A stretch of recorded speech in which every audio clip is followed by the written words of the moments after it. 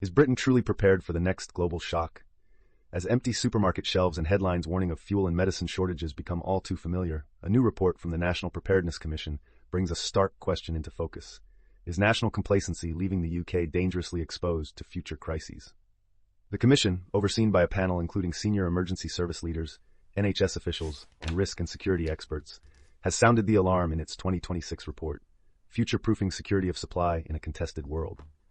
Their conclusion is clear. Britain's critical supply chains are vulnerable, and urgent reforms are needed to prevent the country from falling behind its peers in resilience. Unlike several European states, the UK has failed to establish robust strategic stockpiles of key resources. The report highlights that while many EU countries require pharmaceutical companies to hold 1 to 6 months' worth of designated medicines in reserve, Britain's approach remains inconsistent. During the COVID pandemic, the UK benefited from medicines stockpiled in anticipation of Brexit-related supply disruptions, but since then, stockpiling and planning have lagged behind European standards. Recent crises have exposed the fragility of UK supply chains. The COVID-19 pandemic, Brexit-related supply disruptions, and the war in Ukraine have each tested national systems. Britain, one of the least self-sufficient countries in Europe for food supply, faces additional risk as global shocks threaten access to raw materials, components, and even basic foodstuffs. The report warns that recent global events, such as the war in Iran, could further undermine access to essentials, raising the stakes for national security. In response to these mounting challenges, some European neighbors are acting decisively. Norway and Sweden have begun rebuilding emergency grain and food reserves, while many EU states require pharmaceutical companies to hold buffer stocks of designated medicines. In contrast, the UK's efforts appear fragmented. This gap is not simply administrative, it reflects a crucial difference in strategic vision. As the world becomes more contested, the ability to plan for worst-case scenarios is increasingly seen as a marker of national strength. Geopolitical pressures are intensifying.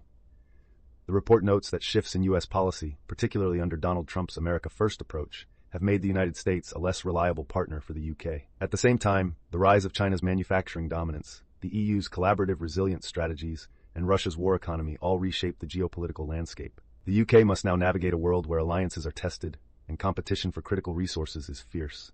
Richard Smith Bingham, the report's author and a leading voice in the Commission, has issued a call for hard choices and bolder action.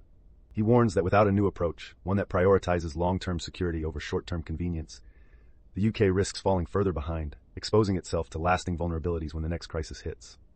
The government maintains that the nation's supply chains are strong and resilient, pointing to recent measures, such as reopening a CO2 plant in the Northeast, as evidence of readiness. Yet these interventions, while helpful, are reactive rather than strategic. The question remains, will they be enough when faced with the next, potentially more severe shock? As global instability rises, Britain stands at a crossroads. Only decisive forward-looking action can future-proof the nation's critical supply chains and secure its place among resilient global peers. The lesson is clear. Complacency today risks repeating the mistakes of the past when the next crisis inevitably arrives. The stories that define tomorrow are already unfolding today. Subscribe to Today in Context for clear, grounded analysis of the events shaping our world, one story at a time.